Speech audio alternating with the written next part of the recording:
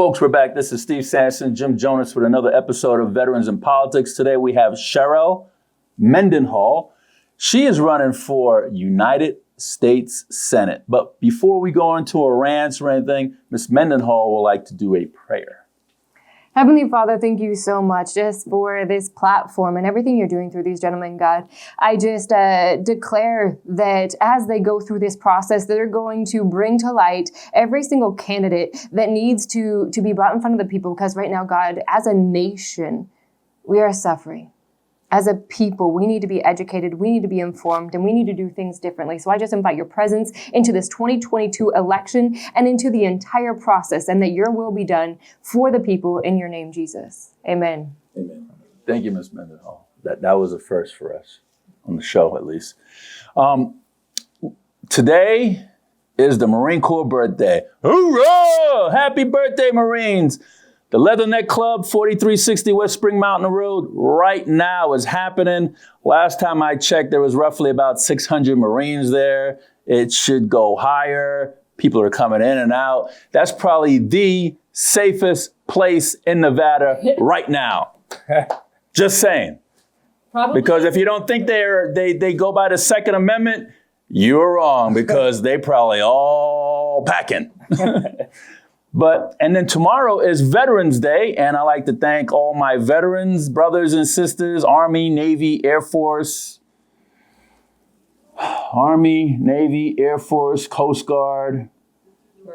Marines, ooh, forgot about them. Oh, and the Space Force. Yeah. All right. Jim, what's your rant? Actually, it's... pretty much what you just said. I think for me personally, Veterans Day has always been something that's been a very special holiday for me. Even though I haven't served, I have a lot of friends, obviously. You're one of them. Thank you. I consider you more than a friend. Brother. Yeah. From another mother. So I think that one thing that this country has struggled with over the years, especially starting with, I would say, Vietnam, is that, the love of country is something that is always is in the forefront of everyone who has served.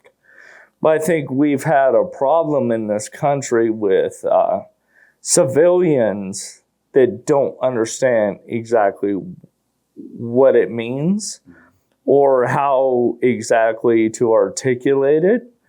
And I think that's something that we need to work on as a whole as a country. And so obviously tomorrow is a very special day. So other than that, just to talk a little bit more about the school board that I talked about the last time I was on the show. I think one of the things now that I started realizing with the superintendent with these contracts that occur with the superintendent, fine. If the school district wants to hire a superintendent and give them a 4-year contract, okay, that's fine. But I think the superintendent needs to come before the school board every single year. And they either vote confidence or no confidence. And if they vote no confidence, then immediately that contract needs to be voided. And they're no longer paid. They should have spelled it out in the contract. Whoever wrote that contract was an idiot. Yeah. So. I mean, because here's the thing. I mean, what other job do you have to where you're automatically going to get paid for whether you work or not? I think it's what you're speaking to is accountability. Yeah. And I think there's a lack of that throughout every single position. And I wholeheartedly agree with that. As you can see, it's being manipulated now. That's the first time he let somebody dabble into his rants. He usually puts his hands up. Well, no, You must be privileged. I mean, it's just interesting to me that, like, what other job is out there that, like, you're basically told by the school board, which is in charge of the superintendent, that, hey, you're doing a bad job, you need to go, but yet we're still going to pay you for the rest of your contract. That's crap. All the way to 23, 23, actually. 23? January 23, right? Yeah. Yeah. So, I mean, what other job? And then we wonder why. We're broke. Yeah. You know, it's like, okay, that doesn't make any sense. Why teachers are not getting pay raises? Yeah. I mean, if you want to sign the superintendent to a 4-year contract, that's fine. Go ahead and sign them to that contract. But soon as their bosses tell them they're no longer doing the job they were hired to do, then that contract is immediately voided. And that's it. Yeah. Couldn't agree with you more. Maybe we should start writing their contract. Yeah. Yeah. Well, actually, I'm glad you brought that up, because even though I'm not big on mandates, one of the things I brought up on the last show was about legislation I wanted to bring up, and I think I want to put that also in that legislation. Cool. And to where the superintendent contract, you know, comes up every single You year. want to make it an NRS. Yeah. All right. Yeah. Nah. That's all you got? Yep. Okay. Sharelle Mendenhall. Yeah. Sharelle Mendenhall. Tell us about you. Wow. I'm honored to be here. Thank you. First and foremost. And On the Marine Corps birthday. I know. I was just going to say, like, the back-to-back, and I absolutely love that. And so I want to speak to that first, and then I'll go into me, Sure. because I believe in honoring where honor is due. And I was racking my brain all day. I have someone on the team who was a veteran from the Army. And I was like, Cayman, how do we build something? How do we honor people better? Because, you know, you were just saying, like, how special of a day it is. And for someone who hasn't served, it's completely different from us. But what we can do is support. We can honor. We can come alongside. And so we put together a video. And it's a challenge. So it's a Veterans Day challenge, and it's 2-part. And one of them is, I want to get names out there. I want to honor people. I want to start saying their names. And that was the first part. And then you challenge a friend to do the same. So we can just spread that across all of social media. With the challenge coin at the Leatherneck Club? I actually don't know that I am. If you have a challenge coin and you challenge the other veteran that's sitting there, and if that veteran doesn't have a challenge coin, Oh, yes. he's got to buy a round. Yes, Yeah. I am aware of that. And then the other portion is, you know, we were calling out all veterans to wear some sort of insignia saying, hey, you know, I served. Right. And so I called it a sort of scavenger hunt. And I want people to search out, and when they see someone who's wearing that, they can take a picture with them, get their story, post it on social media. So it's just this way of treating them like the celebrities and heroes that they are and should be treated like. And so that was my piece. And it's just the fact that I got to come, you know, in here on the Marine Corps 246th, you know, birthday. You even know how long, Are you too. kidding me? And then, you know, in Veterans Day, my mom was actually born on Veterans Day. So she was originally Little Miss Armistice was her nickname growing up. But I'm just so honored, and I'm thankful to be here, and I'm thankful for all to serve. Ms. Mendenhall. So who am I? I'm going to give you the huge oversight. I'm here because I love my country.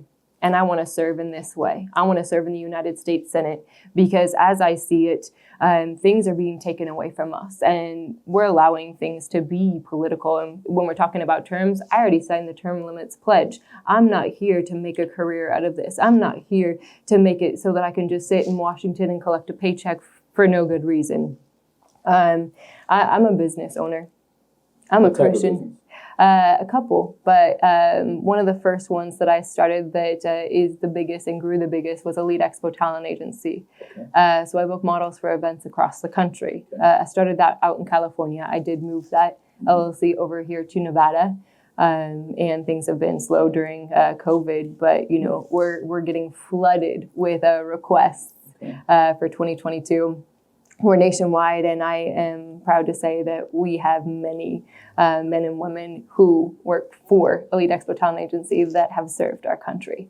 That's always something that I like to do, is bring that element in. The other is we started a company called Mendenhall, and Mendenhall, Mendenhall.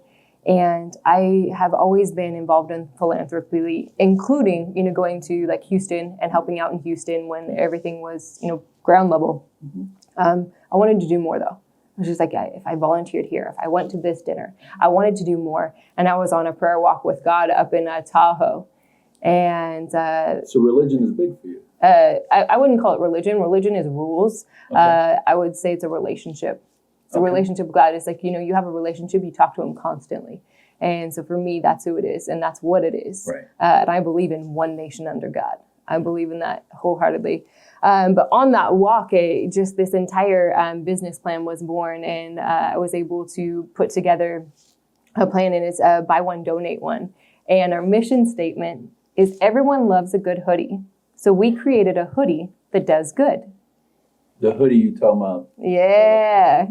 And so with that, it's all vetted charities that are giving back here in the United States. So we buy one, we donate one.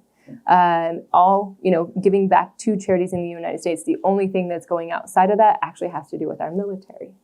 And that's in care packages. So with love from home. So, those are the only ones going outside. And obviously that's still supporting the U.S. Because as I see it, what has happened is we have sometimes just focused so much on the outside in other countries that we have let our country get sick. That's kind of the best analysis I can give. How so? We're allowing so much crime to run rampant. We're allowing our rights to be stripped away. We're having veteran suicide skyrocket. And all of those pieces are education. We don't have a pulse on that. And right now it's just like the small little things they're giving almost like participation points and participation trophies to kids for just completing work versus holding them to a standard and holding them back if they're not meeting a standard. To your point, just as far as the superintendent not meeting a standard, our teachers not meeting a standard, and they created, standardized testing and a few other pieces. But you can teach to that in order to pass. So it's not authentic. It's not real. It's not real accountability. So for me, I am someone who's a family person who loves this state. And I'm going to go in and ensure that we take out things like mandates, censorship, and also take that next step in honoring the people who serve, because I feel the morale amongst people, especially right after Afghanistan, that slap in the face, the gauge that I got from a couple of different individuals. One was worried about his word. What do you mean? He said, Sharelle, I personally recruited these people to aid while we were over there in Afghanistan. I promised them, I told them, he's like, this is my word. And I expected my country to back us up when they said that this is what we were going to be doing. I don't know his rank. Right? Yes, it is. I don't know his rank. I can't tell you that. Is he an officer? Or yes. Okay. And so that was something that... Do you know how the bars look like? Or no, I just know as a friend, he normally wears like T-shirts and stuff. So yeah, we discussed a bunch of different things, but I could tell you afterwards. But his name is Matt Vanderpool. And so we had that conversation, and someone else said they just having more. Cameron, he was in the Army, and he said, Sharelle, me and my friends are having discussions. Was it worth it? Was it worth it? Was it worth it? He's like, I'm sitting through the night having a conversation with someone trying to stop them from taking their own life because they came out with so many disabilities and so many injuries after this. And he's like, was it worth it? What did we do? Why did we even do this? We literally just handed them an arsenal. We just allowed so many of our people, our promises. What did we do this for? Let me ask you something, since you brought up the Afghanistan as part of your bio, by the way. As a senator, what would you have done differently? Put a plan together. Let's start there. I think we needed to do this. And what would be on this plan? So for, and I would say an entire year is probably what we needed to allocate in order to get out there properly. We needed to be taking those pieces of equipment and moving those to other locations. We should not have left that there. That is one piece. We should. Military protocol, you're not supposed to leave equipment. Correct. Or you're supposed to completely destroy it. Correct. You need to put. Blow it up. Correct. This demilitarizing thing, I don't know what the heck that was. Yeah. How you demilitarize them. They could find a great scientist from China or Russia to come to undemilitarize what you think about demilitarizing. Correct. You're supposed to blow it up. Correct. And that was also something that was discussed about. Like in basic training, they tell you put a phosphorus grenade on here. This is what you're supposed to do. You're supposed to blow this up. What type of grenade? Phosphorus, yes? Is it phosphorus? Okay, keep going. Okay. I was like, I thought it was wrong. You have phosphorus grenade on there. And you know your grenades, huh? yes. And so when, we start here. And so you start strategizing. I'm a business person. You always have to have a plan. You have to know the implications. You have to do risk versus reward on everything. So how do we get our allies out? How do we get every single one of our people out safely that have helped us in this? You give the enemy a list of who you want to come out, and they'll help you. Oh, is that what we're supposed to do? Yes. Okay. I mean, that's something new I just found out. If you could see, if I wasn't wearing a sweater, it gives me chills because it infuriates me. But, I mean, to be fair about it, though, Trump actually was the one that said that we needed to be withdrawn from Afghanistan by tomorrow. Right, by X date. Okay. That doesn't mean that I agree with it. It doesn't matter who was president. Right. For me, as a person, as a I'm business just owner, saying there's a lot of people, and I'm playing devil's advocate. Yeah. But at the same time, like, everybody is blaming the current president for the way it got carried out. But what's to say Trump wouldn't have done it differently? And then when we start talking about a business person, Donald Trump was the ultimate business person. And there's a lot of people in this country that do not, half the voting public said he was not a good president. You are absolutely right. But let me say, like, just because you're an incredible business person doesn't mean you do everything right. Right. I, personally, as a business person, speaking from my own experience, I would have done it differently. I would have ensured that I'm backing up. So something I always say to my employees, I'm going to fall on the sword for them. I'm not going to blame someone else. If someone comes to me and they say, this happened within your company, and I know that it's one of my employees, I'm going to apologize from me. I'm not going to blame it on my employee. I'm going to own it. And then I go back and have that conversation with them.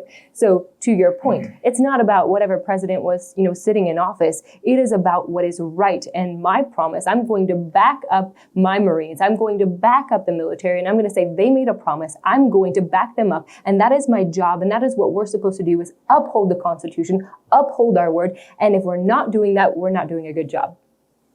But at the same time, I think that one of the problems that I see, and this isn't an anti-Trump thing, it's not an anti-Biden thing. Right. I think one of the issues that I see that we have that, like, yes, according to the Constitution, the commander-in-chief does not have to have had military service. Correct. But when you think about it, who's the last president to actually have military service? That's a great point. I mean, George H.W. Bush, yeah, I guess he was in the Air National Guard, George W. Bush, not H.W. Right. He was, that, yeah. But I think that's one of the issues that, like, I wouldn't mandate it. But I do think that's something that people need to start looking into when they start deciding who they're going to vote to be president.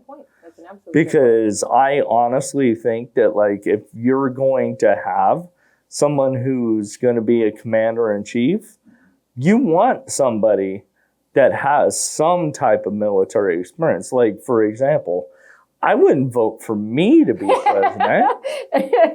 And even though I am an advocate for veterans, like, do I honestly know? Like, it'd be like Steve and I running against each other for president. I would vote for Steve over me simply based more upon the fact that he has served. Right. But let me pose one thing to you. Yeah, let me just go ahead. add in Trump's defense, the Biden administration said that they were going to get rid of all of Trump's executive orders on day one. Right. So they can't fall back and say, well, Trump promised that he's supposed to be out at this time. No, you said you're going to get rid of everything anyway. Abolish all that, yeah. So it's on you. Right. That's how I look at it. And that's ownership. That's what it is. When you're president. Plus, when you're the president of the United States, everything is on you, period. Yeah, absolutely. And what happens underneath you. But just to kind of, again, playing the devil's advocate, there is absolutely no way I can code a website.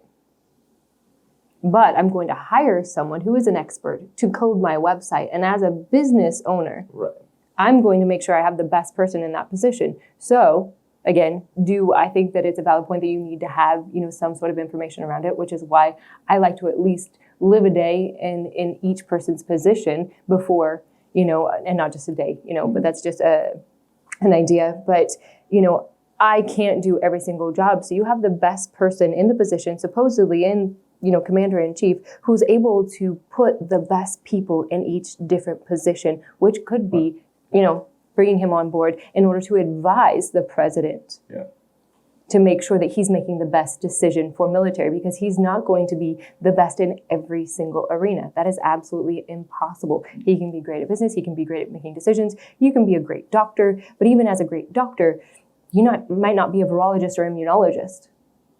Right. So, and that comes up. We're now facing a massive, pandemic of proportions that have to do with virology and immunology. And again, that wasn't part of the qualifications. So you have to be able to make the good decisions for the people. What's your education background? I actually dropped out of college.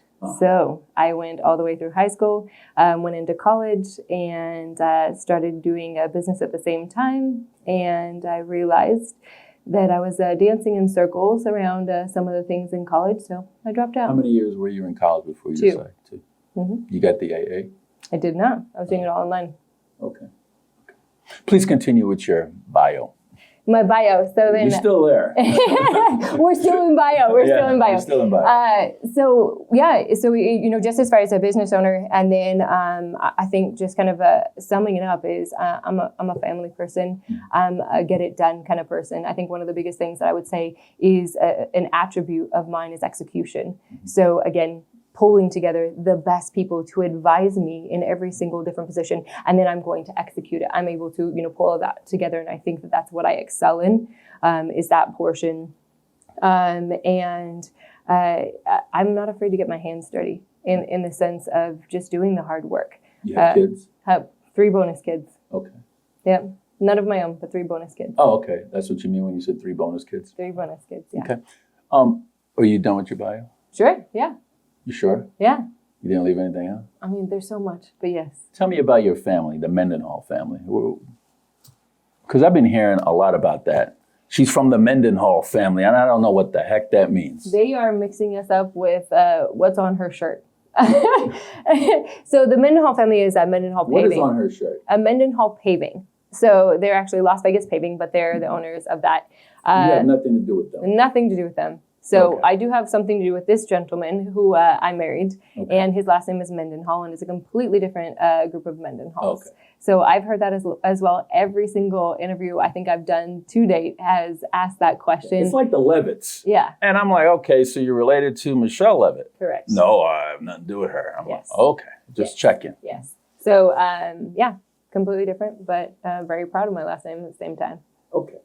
Why are you in this race, Miss Mendenhall? Why didn't you do something lesser of the two? Maybe Congress or Assembly or Senate? Why the U.S. Senate? A couple of different pieces to that. So very directly, one of the things is I'm not looking to make this a career. And obviously, if I was looking to make it a career, I go to the Assembly, go to the next step. I'm 38. Okay.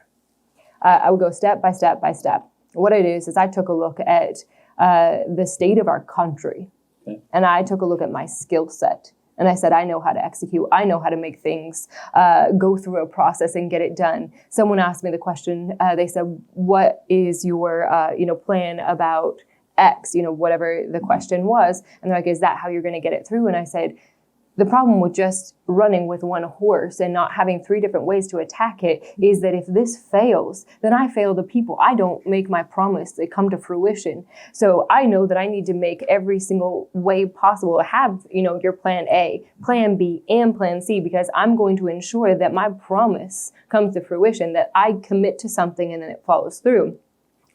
Something else that's really important in this is we need people to show up. A woman at the top of the ticket running a very loud race. What that does is it encourages more people to show up. Right now, technically, it's about 12 to 24% of the population shows up for a primary. That's the deciding factor on who we pin against whoever the incumbent is in the general. And for me, I think that is such a low number, and it's sad because we should all be voicing our opinion and putting our best candidate up against the person that needs to be unseated. So I went straight to the top because I'm not in this for a career opportunity. I'm in this because I see what needs to happen. I know what I can do, and I'm going to go in there as a freshman senator, and I'm going to rally these people who've been sitting there and hoping that we can do something, because so many of them went in there with the right intentions. But someone needs to go in there and wake them up.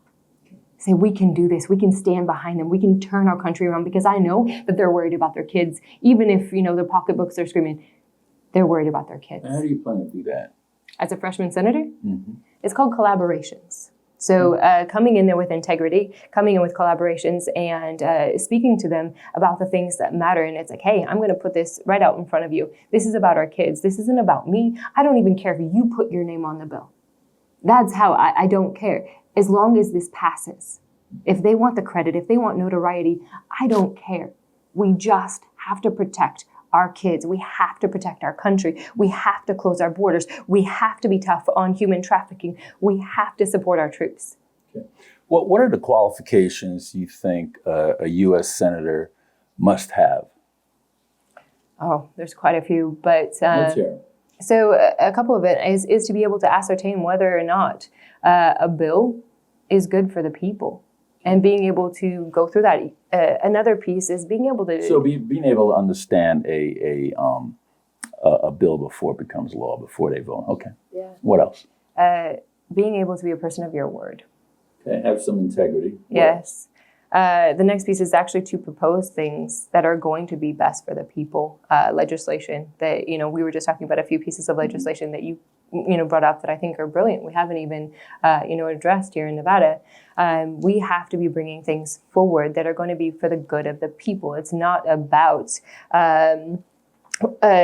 again, your name. And I just see that so often. And also it's looking forward, someone who's able to take a look at the timeline, because sometimes something that's good for the short term isn't good for the long term. Also taking a look at the different things that haven't changed throughout the years. It's like, okay, we haven't changed this, the water rights since 1947. We haven't changed, this bill, so taking a look at the tariffs, taking a look at every single different piece and looking at it short term, long term, the implications of that. And so it's just like sometimes things become cyclical instead of just saying, hey, we need to do this for short term in order to enable us to bring some of the manufacturing stateside, and then it balances out, and then we can do away with this. It doesn't have to be this ongoing thing that continues forever. So as a senator, you need to have those qualifications to be able to evaluate what is good short term, long term.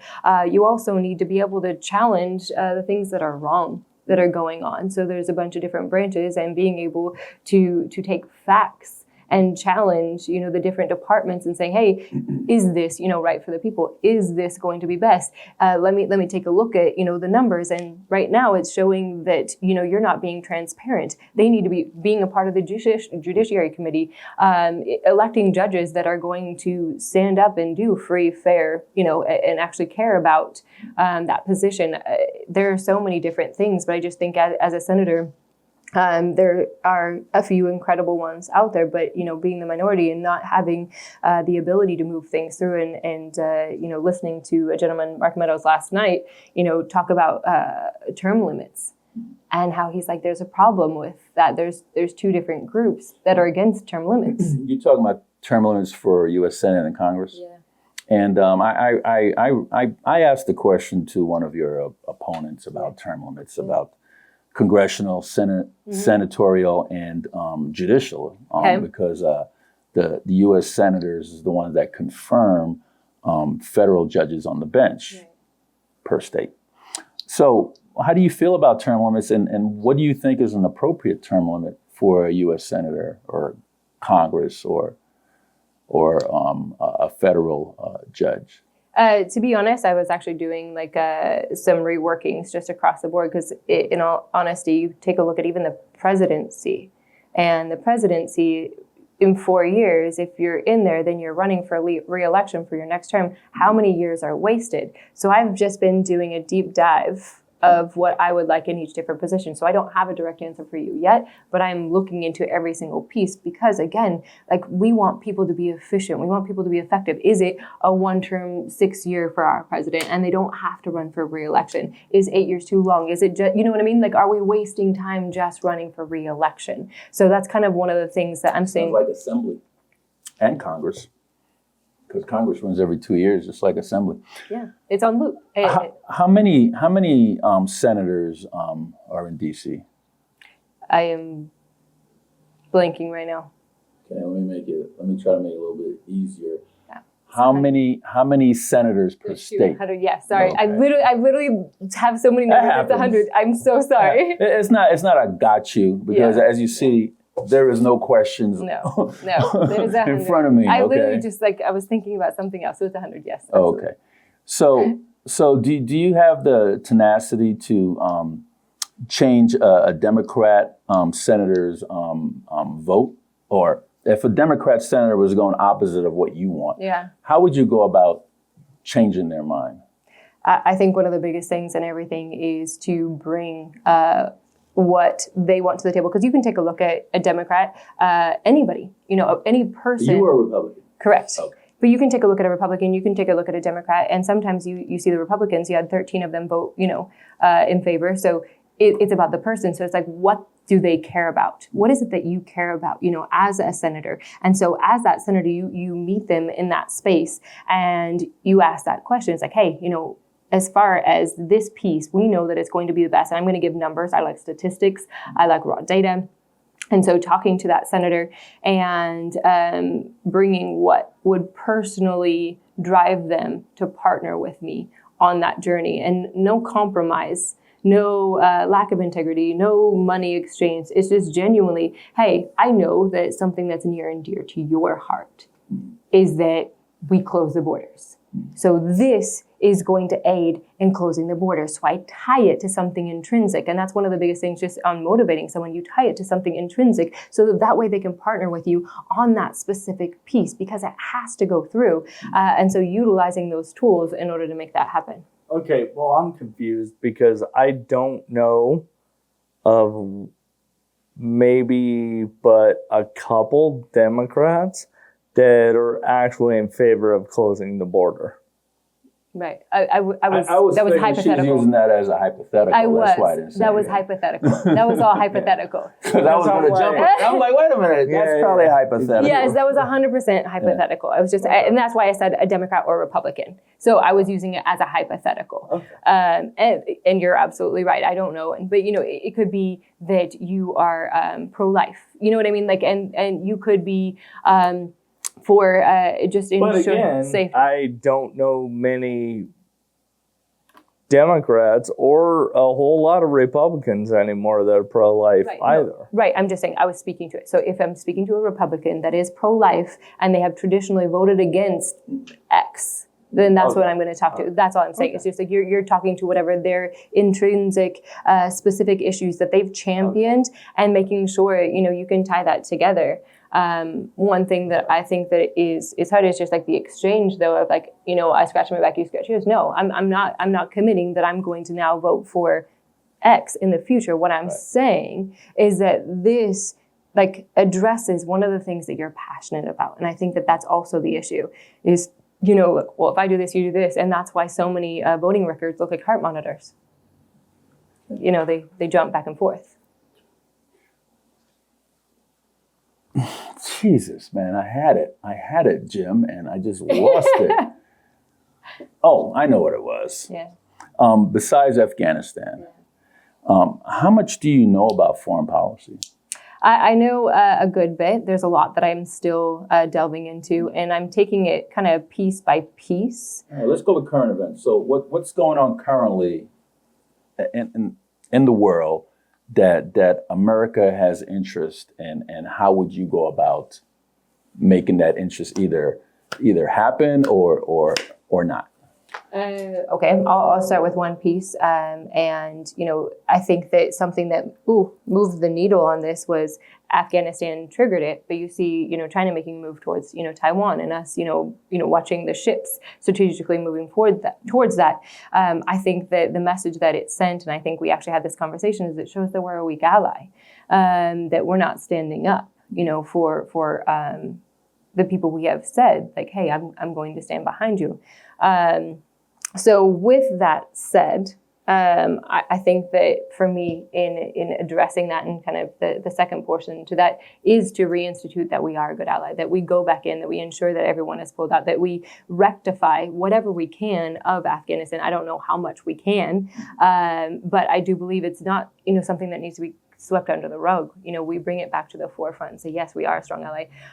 Taking a look at the unrest, that happened, in Israel, just recently, and the current administration, stating that they weren't in fact giving them, money, and that they were supporting Israel, making that like as a public stand, but in fact they were giving, opposition money, and you're seeing people die. You're seeing buildings just collapse around you. And so again, if you're saying I'm for Israel, why simultaneously are we funneling money elsewhere?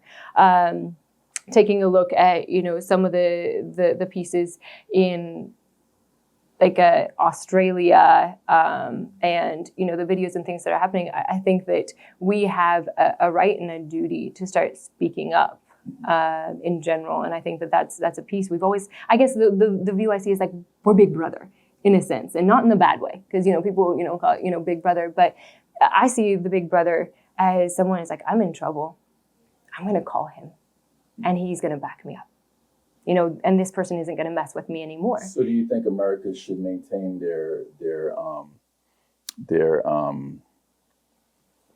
status as being the police of the world? There are so many things to argue for and against that, and I've heard very brilliant arguments on both sides. What about you? For me, I do believe that we need to continue to maintain our role. As I've seen it, we have helped with world peace, and not in a blanket statement, but being able to at least come in and enforce some of the things that are promises, and stop some genocide, stop some bloodbaths from occurring by exercising that authority. Okay. I'm gonna ask you a question that I asked Mike Pence. Okay. Before he became the vice president. Mm-hmm. This country has the highest population of inmates in the entire world. Mm-hmm. We like to just lock people up. Correct. Okay, because it's money. Veterans, on the other hand, I forget what I told Mike Pence, but there was a survey that I saw, and I believe my numbers might be a little ruffled. Okay. It's been a few years, I think 6, right? Or 5. There are about 145,000, and that number might vary. Okay. Veterans that are in federal and state prisons. What would Mendenhall administration do to make sure that we are treating veterans instead of incarcerating veterans? And this is the same question I asked Mike Pence. So what would you do instead of incarcerating vets and start treating them for whatever ailment that put them in the predicament that they broke the law and end up in federal or state prisons? I love that question. Because I truly believe that oftentimes when we're posed with a scenario or an issue like that, we continue to treat the topical part instead of going to the root of it. And what is the root of that? Why are they even in that place? Why are they in a position to be going to federal prison? And you have, statistics like our military die at a 4 times the rate right now of suicide than dying in combat, dying. And so we have one piece over here that's obviously an issue of reintegrating back into life. We need to be giving them mental health support after all that they've done, all that they've seen, all that they've been through. So let me just stop you right there, and please continue after I make this statement. When I came out the military, there was no integration back into civilian life. Correct. So would you address that issue before a veteran comes out of the military? Like how long before they come out would you say, all right, you need to take this integration back into civilian life class, and how would that even look like?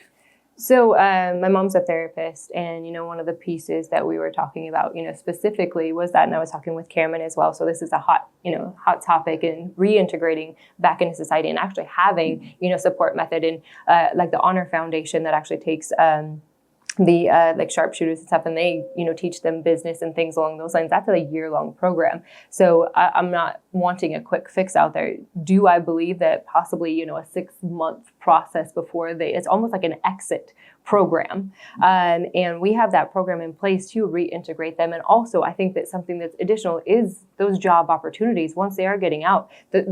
I think so many people need a purpose in life. That's one of our things intrinsically, is like that we need a purpose in life. That's one of our drives.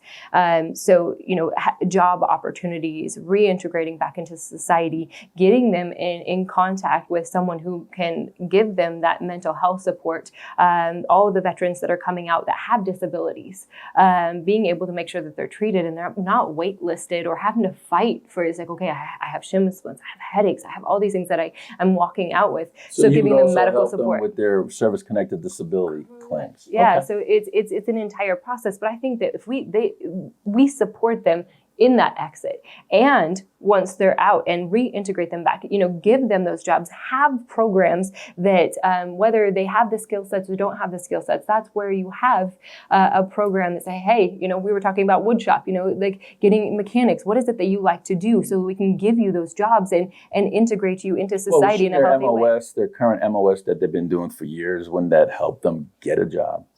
Technically, but at the same time, some don't. Like you walk out of there, and that's why we're having this conversation right now. I guess there's not a lot of jobs for sharpshooters, huh? No.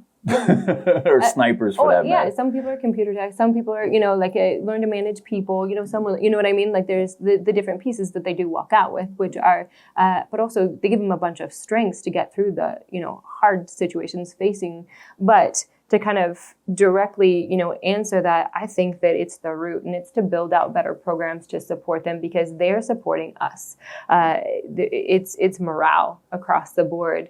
It's making sure that they know that they have hope, and that they are supported. They don't have to fight for every dollar that they rightfully deserve, and then that helps and support. And then once we're getting to the place, whether it's infractions, things along those lines, if there are, mental health issues, that have, popped up, then again, breaking that stigma. I think that's another thing. It's just, we have so many people in our military that are these proud, incredible individuals.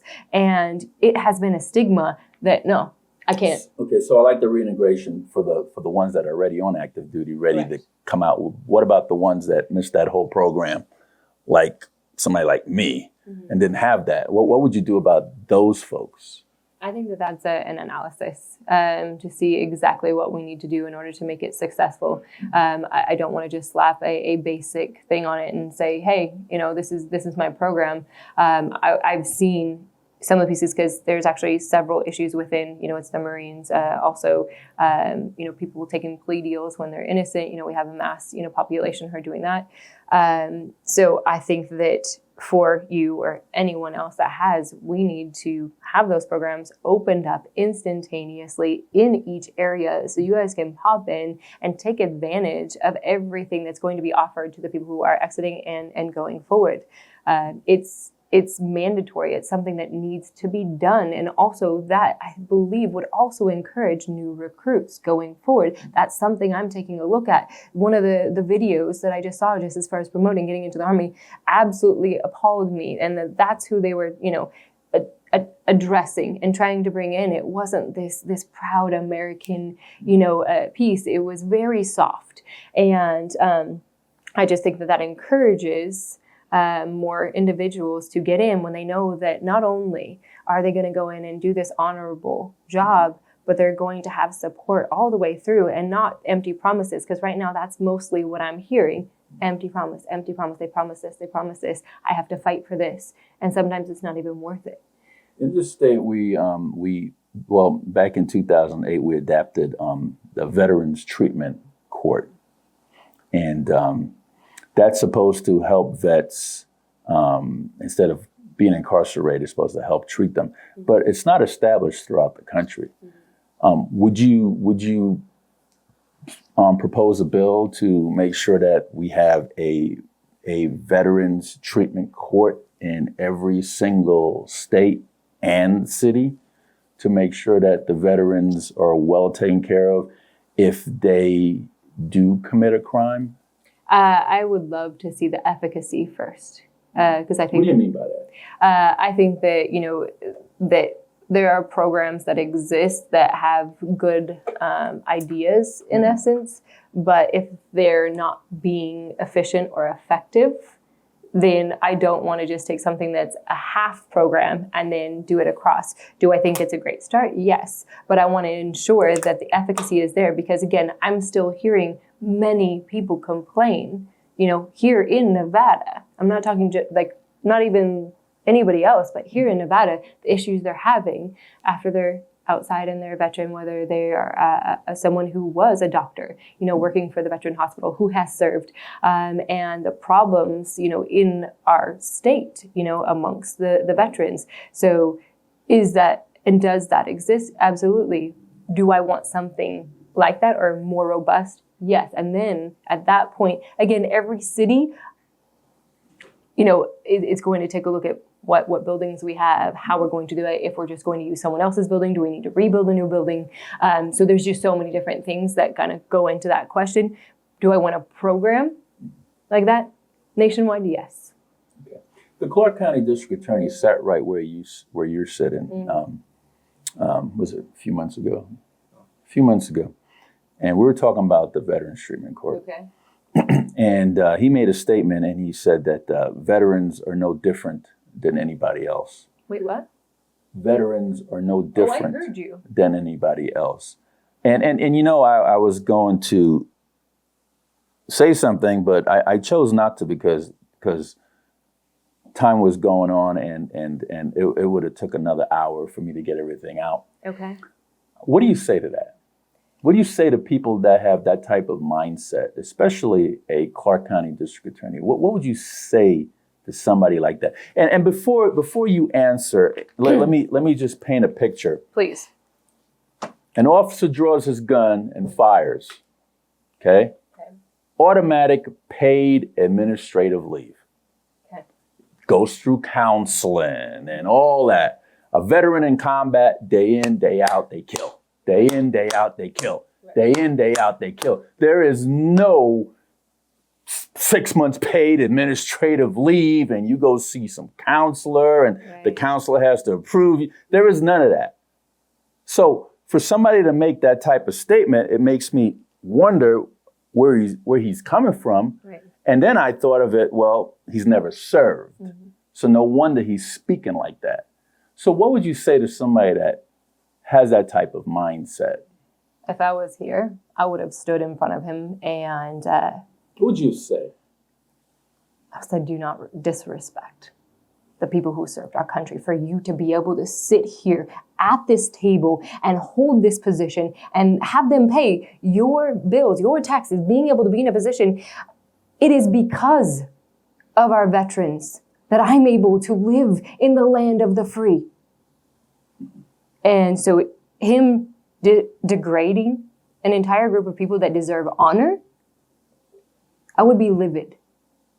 And what I would say is that he needs to go back and read history. And I want him to ask himself, okay, you go serve. You have your kids serve. And then you tell me they're no different. The fact that families have to sit there and wait for their Marine to come home. You know, like I posted today, you know, about, you know, the USMC birthday, and I had several people, I miss my Marine. There's so many people that didn't have to go through that, but they went through so much. So if you have the audacity to sit there and say something along those lines, you do not deserve to serve our state. But to be fair to that individual, I think that while I do respect what you just said, I also think that's a very harsh statement, because there are, to be fair, there are a lot of veterans that have access to counseling that will actually turn that counseling down because they're too proud. Which is what I said earlier. I was talking about pride. To Yes. accept it. Right. And so, while I don't necessarily agree with this statement, I don't think it's necessarily an unacceptable response on his part, knowing that the fact remains that, like, you can't mandate that they actually accept that treatment, or you can't mandate that certain people are going to actually be willing to counsel those veterans either. Okay, but to his point earlier, and kind of what we're talking about and why we're even in this issue and having these conversations and how he had such a crass statement was because we don't have an exit program in order to prepare them. And that could be, and I can mandate it that at that point that they do need to go through it, and we're breaking that stigma at that point. So what do you do, though, if they turn down that treatment? What do you throw them in jail? While they're doing their exit? So that's part of their duties to show up. But, well, I'm just saying, okay, fair enough. But let's just say that, okay, during their exit, they're given the opportunity to get that treatment, and they turn it down. So what now? We incarcerate the veteran? Well, let me just help Ms. Mendenhall out a little bit on that. Oh. If you're under orders to go, and you decide not to go, then there's an Article 15, which could take away your stripes, and hold me finish. Basically, what you're saying, or Steve, let me finish.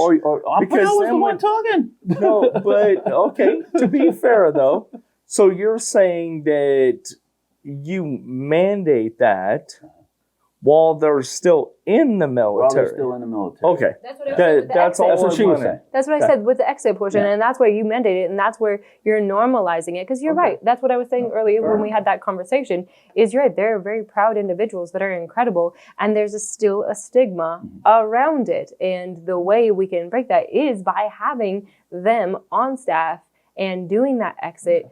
Getting them to that place to where they know that it is comfortable, it's a good, safe place, and it's something that's going to help them succeed in life.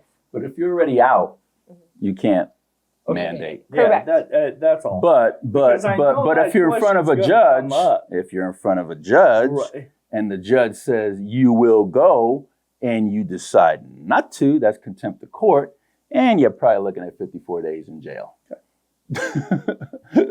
So either way, you're going. I just want to clarify, because you know how it works, Steve. There's going to always be those people. Like, I agree with what you guys are saying, but I just want to make sure that I clarify that, because there's going to be people that watch the show that, unfortunately, I do disagree with what the DA said, but I just want to make sure that I clarify. You don't want your that phone to statement. ring, huh? You don't want your phone to ring. That's what it is. Well, no, I actually, it's not that. I just want to make sure that veterans are taken care of.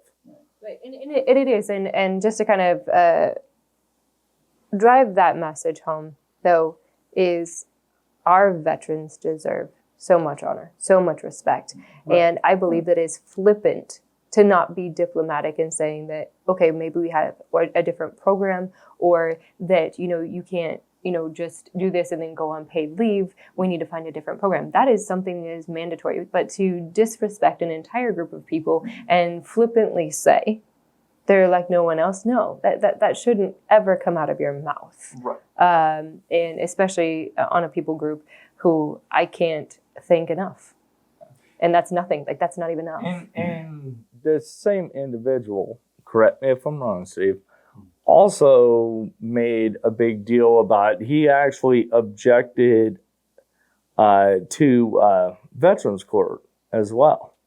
Yeah, that was a different story, and I believe we attacked him on that, and then he changed his stance a little bit. Yeah. Okay. So, yeah. Do you have anything else for Ms. Mendenhall? No. Ms. Mendenhall, do you have anything that you like to say that we haven't covered? Yeah. I think that we have to realize that, this is, politics. It is, veterans, but it is politics, and we can't do politics as usual. One of the biggest things that I see is so many people saying, I'm not your typical politician. I'm not this. You need to look deeper. Mm-hmm. And not just take people at their word. And one of the things, and that is vetting the individual and understanding that they are going to stand for and do what they promise that they're going to do. Because these promises, so many of are empty. You have the term rhino for a reason, because they get in there and they don't do anything that they say. You look at their scorecards and people aren't voting with a percentage. So I need people to get out and vote like your life depends on it, and your kids' lives depend on it. Our rights depend on it. The amount of military, the amount of police, the amount of people that are leaving their jobs because of mandates, whether you're taking early retirement, anything along those lines. So I guess in short, it's not just about me in this election and this upcoming election, whether you're watching from Nevada or anywhere else in the country. 2022 is so vital. And as you can see, we need the right people on our school board, kind of circling back to what you were saying. Right. I don't like that term, but bringing it back to that. And we need to ensure that we're putting the right people in each position, and we're not just haphazardly doing a Christmas tree and voting for a couple of the people that we know something about. We have to know who we're voting for and our why. Before we let you go, one of your opponents raised over $1 million. Mm-hmm. Both, two of them. Two of them. How much have you raised? So my quarter last was $14,000. Mm-hmm. How do you plan to win a statewide race with that? You can't winning a district race, assembly district race. Might cover it, but then again, it won't. But how do you plan to do a statewide race with 14 grand? So that's what's on my report, because that's what I put my effort into for this quarter. I have a business plan, and what I need is not 12 million. I don't need to outraise. I need the money to stay in my economy. So I need to raise $1.9 million in order to win this race. And I'm going to raise every single dollar in order to win this race. We have time. Okay. Well, Ms. Mendenhall, thank you so much for being on the program.